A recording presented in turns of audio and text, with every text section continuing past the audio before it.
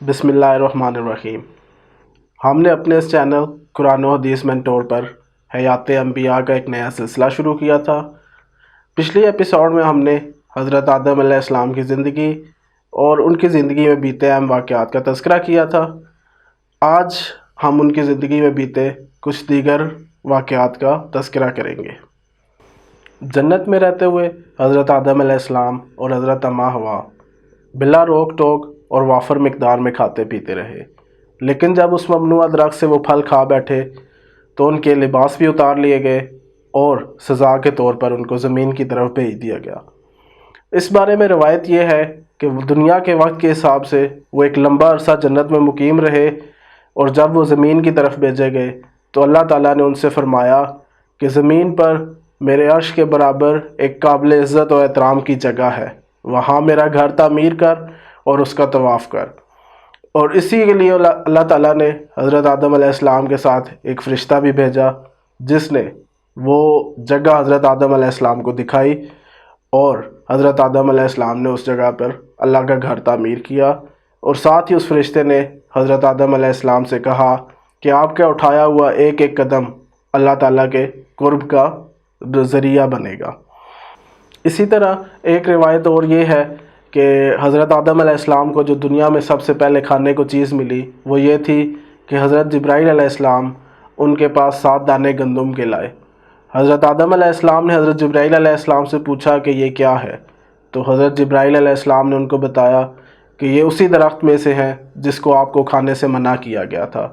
تو حضرت آدم علیہ السلام نے حضرت جبرائیل علیہ السلام سے پوچھا کہ اب میں نے اس کا کیا کرنا ہے، تو حضرت جبرائیل علیہ السلام نے حضرت آدم علیہ السلام کو کہا کہ اس کو کاشت کرو۔ پھر حضرت آدم علیہ السلام نے اس کو کاشت کیا تو ہر دانہ 1 لاکھ کی مقدار سے زیادہ کا تھا۔ یہ اسی طرح اگتا گیا اور بڑھتا رہا۔ پھر حضرت آدم علیہ السلام نے اس کو کاٹا اور گاہا تاکہ گندم اور بھوسا علیحدہ ہو جائے۔ پھر اس کو پیسا اور آٹا گوندا اور تب کھانا بنایا اور روٹی بنائی اور اس کو کھایا۔ اتنی محنت اور مشقت کے بعد حضرت آدم علیہ السلام اور حضرت اماں حوا نے کھانا کھایا۔ اللہ تعالیٰ کا یہ فرمان کہ یہ ابلیس تم دونوں کو اس جنت سے نکلوا نہ دے اور پھر تم لوگ کسی تکلیف میں پڑ جاؤ، اسی لیے تھا۔ اور ایک اور روایت یہ ہے کہ حضرت آدم علیہ السلام اور حضرت اماں حوا نے جو سب سے پہلے لباس پہنا وہ بھیڑ کی اون کا تھا۔ اور اسی طرح حضرت آدم علیہ السلام کی اولاد کے بارے میں یہ کہا جاتا ہے کہ ان کے ہاں ہر دفعہ ایک لڑکا اور ایک لڑکی پیدا ہوتے، اور ان کے بارے میں یہ حکم تھا کہ ایک جوڑے میں سے ایک لڑکی کی شادی دوسرے جوڑے کے لڑکے کے ساتھ کر دی جاتی، اور اسی طرح دوسرے جوڑے کی لڑکی کی شادی پہلے جوڑے کے لڑکے کے ساتھ کر جاتی۔ اور یہ سلسلہ کافی مدت تک چلتا رہا، اور ایک ساتھ پیدا ہونے والے لڑکے اور لڑکی کی شادی آپس میں باہمی طور پر جائز نہ تھی۔ جیسا کہ میں نے پہلے کہا ہے کہ حضرت آدم علیہ السلام ایک جوڑے میں سے ایک لڑکے کی شادی دوسرے جوڑے کی لڑکی کے ساتھ کر دیتے۔ قابیل اور حابیل حضرت آدم علیہ السلام کے 2 بیٹے تھے۔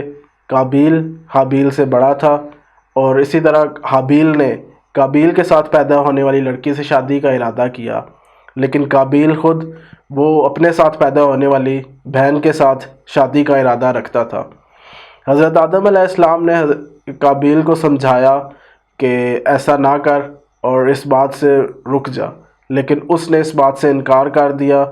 تو حضرت آدم علیہ السلام نے دونوں کو یعنی حابیل اور قابیل کو قربانی کرنے کا حکم دیا، اور خود حضرت آدم علیہ السلام حج کرنے کو چلے گئے۔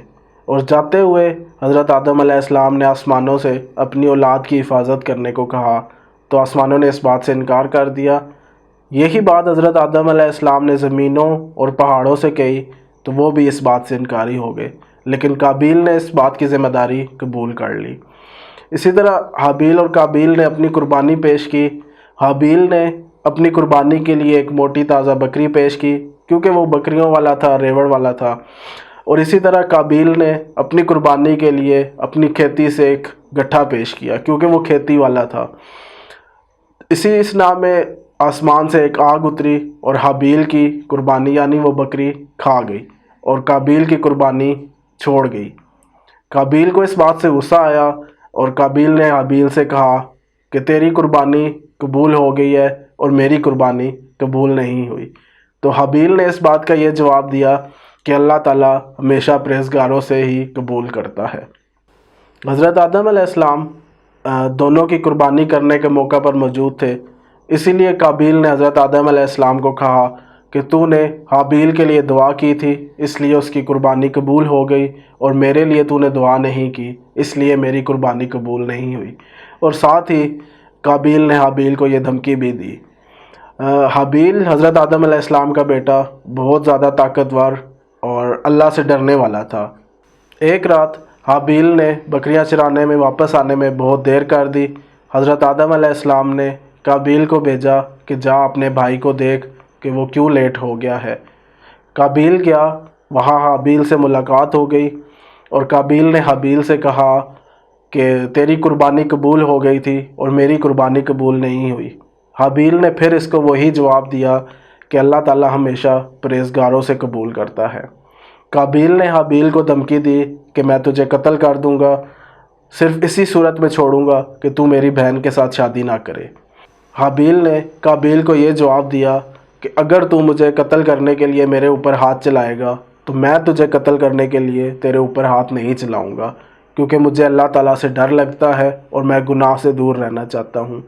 اس بات پر قابیل کو بہت غصہ آیا اور اس نے حابیل کا قتل کر دیا۔ اور اس کے متعلق کچھ روایات ہیں کہ قابیل نے حابیل کا قتل ایک تیز دھار لوہے سے کیا، اور دوسری روایت یہ ہے کہ اس نے ایک پتھر سے حابیل کا قتل کیا۔ ان تمام باتوں سے یہ معلوم ہوتا ہے کہ حضرت آدم علیہ السلام کا یہ بیٹا حابیل اللہ تعالیٰ سے ڈرنے والا اور برائی سے دور رہنے والا تھا، اسی لیے اس نے اپنے اس بھائی کی برائی کا جواب برائی سے نہ دیا۔ اس جگہ پر میں ایک حدیث کو کوٹ کرنا لازمی سمجھتا ہوں کہ حضور پاک صلی اللہ علیہ وسلم نے فرمایا کہ جب دو مسلمان آپس میں ایک دوسرے سے لڑ جائیں اور اپنی تلواریں لے کر آمنے سامنے ہو جائیں تو قاتل اور مقتول دونوں جہنمی ہیں۔ صحابہ اکرام نے حضور پاک صلی اللہ علیہ وآلہ وسلم سے پوچھا کہ قاتل کی تو سمجھ آتی ہے کہ وہ کیوں جہنم میں جائے گا، لیکن مقتول کا کیا قصور، وہ کس طرح جہنم میں جائے گا؟ تو حضور پاک صلی اللہ علیہ وآلہ وسلم نے فرمایا کیونکہ وہ بھی اپنے مسلمان بھائی کو قتل کرنے کے ارادے سے آیا تھا۔ حابیل کا قتل کرنے کے بعد قابیل کو اپنے کیے کی بہت جلد ہی سزا مل گئی۔ کہا جاتا ہے کہ اس کی ٹانگ کی پنڈلی اس کی ران کے ساتھ چپک گئی اور اس کا چہرہ سورج کی طرف رہتا، اور سورج کے گھومنے کے ساتھ اس کا چہرہ بھی چلتا رہتا۔ یہ سزا اس کو اپنے بھائی سے اس عداوت اور حسد کی وجہ سے ملی۔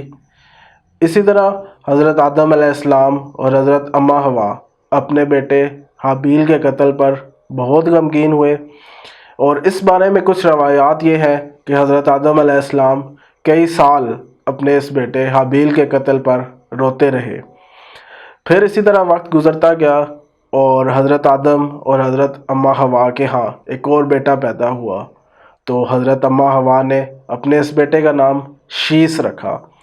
شیس کا معنی ہے اللہ تعالیٰ کا دیا ہوا عطیہ۔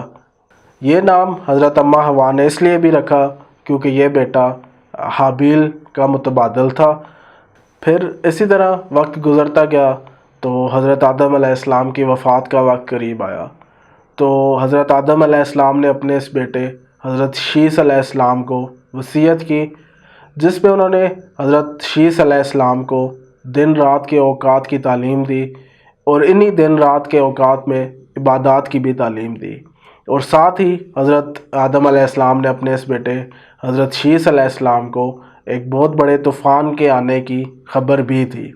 پھر اسی طرح حضرت آدم علیہ السلام کی وفات کا وقت قریب آیا تو حضرت آدم علیہ السلام نے جنت کا پھل کھانے کی آرزو کی۔ اسی اثناء میں فرشتے حضرت آدم علیہ السلام کے پاس آئے اور حضرت آدم علیہ السلام کی روح قبض کی۔ انہی فرشتوں نے حضرت آدم علیہ السلام کو کفن پہنایا اور حضرت آدم علیہ السلام کو خوشبو لگائی، اور حضرت آدم علیہ السلام کی قبر کھودی اور حضرت آدم علیہ السلام کا جنازہ پڑھایا گیا۔ اسی طرح حضرت آدم علیہ السلام کو فرشتوں نے قبر میں اتارا اور حضرت آدم علیہ السلام کے اوپر مٹی ڈالی۔ حضرت آدم علیہ السلام کی عمر کے متعلق کہا جاتا ہے کہ لوح محفوظ پر حضرت آدم علیہ السلام کی جو عمر لکھی گئی ہے وہ تقریباً 1000 سال ہے، اور تورات میں بھی حضرت آدم علیہ السلام کی عمر کا تذکرہ کیا گیا ہے اور وہاں پہ 930 سال لکھی گئی ہے، لیکن تورات اپنی اصل حالت میں نہیں رہی، اس لیے اس بات پر کافی اختلافات ہیں۔